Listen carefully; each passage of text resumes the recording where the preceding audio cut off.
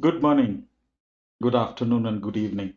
Welcome to my channel, The Value Creation Playbook. Today, in episode 31, I cover cost to serve and the reason why I say the metric most firms ignore. Most organizations know their revenue, they also understand their EBITDA, but very few know the cost to serve different customers, products, or services that they offer. This blind spot exists across both services and manufacturing, and it explains why growth often sees in the top line, but profitability weakens over a period of time.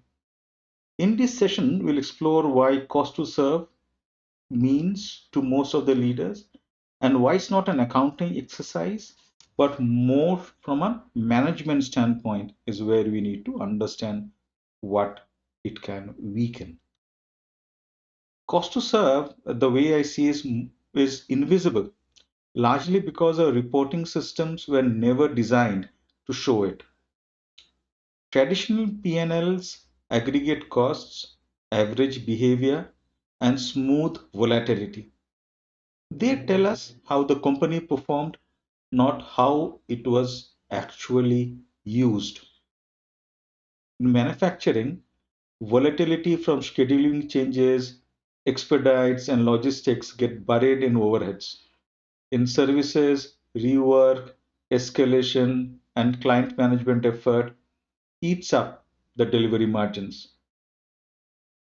Without deliberate effort, this cost simply disappear from view. And this brings me to a very interesting topic, averages. Averages are comforting and dangerous. When leaders rely on average margins, they unknowingly subsidize bad behavior. In services, a few high maintenance clients are often supported by many standard ones. In manufacturing, small, urgent, customized orders are subsidized by predictable, stable volume. Averages reward complexity and penalize discipline. Cost to serve reveals this cross subsidies clearly, often for the first time. Unfortunate, but that's the reality. What really drives cost to serve? Because it's far more than just the delivery cost. In manufacturing, for example, it includes order fragmentation, rescheduling, quality deviations, returns, exception handling. The list is endless. I've just mentioned three or four. In services, it includes scope creep, senior talent overuse, governance overheads, and repeated client escalations. These costs span multiple functions: sales, operations, supply chain, finance, support, which is exactly why no one owns them end to end. And this is the biggest challenge that our organization in the growth stage will face. And as an organization grow, customer behaviors also change. And that's why I say growth increases complexity faster than capability. Manufacturing customers push for shorter lead times, more variants, and smaller batches. Services client push for faster turnaround, more custom reporting, and senior leadership involvement. Without cost to serve discipline, the business gradually shifts towards high effort, low return work. Revenue grows definitely, but profitability weakens. This is not bad intent, it's an unmanaged complexity scenario that we ourselves have constructed. We are the painter. We are the painter. We have created this complex scenario, complex canvas. Cost to serve becomes powerful only when used before decisions are made. It should inform pricing corridors, service tiers, contract structures, and a make versus customized choices. In organizations that handle this well, Cost to serve is translated into clear operating rules, not detailed reports that sit with finance and arrive too late to change behavior. But what does it reveal at the end of the day? Once mapped correctly and with the right intent, cost to serve reveals patterns leaders often sense intuitively but can't really quantify. High revenue customers that destroy value, small customers that are surprisingly profitable, and strategic accounts that consume disproportionate effort year after year.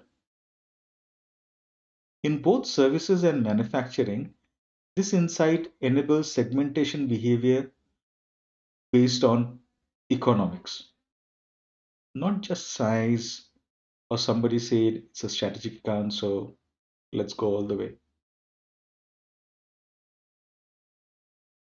But why does organizations overreact? And or essentially, why don't the oversights stick for long? When leaders first see cost to serve data, reactions are often blunt. That's what I've seen. Raise price everywhere, cut service levels across the board, push cost targets into operation. These responses fail because customers are not homogeneous. Many costs are structural and incentives remain unchanged. Cost to serve requires thoughtful redesign, emotional correction. That's where I say it's absolutely must for the leadership to establish the right measurement mechanism. Leaders who use cost to serve effectively treat it as a design input. They align service levels with economics. They link pricing to behavior, not power. They standardize low value demand and protect high value complexity. The objective is not uniformity, it's economic alignment.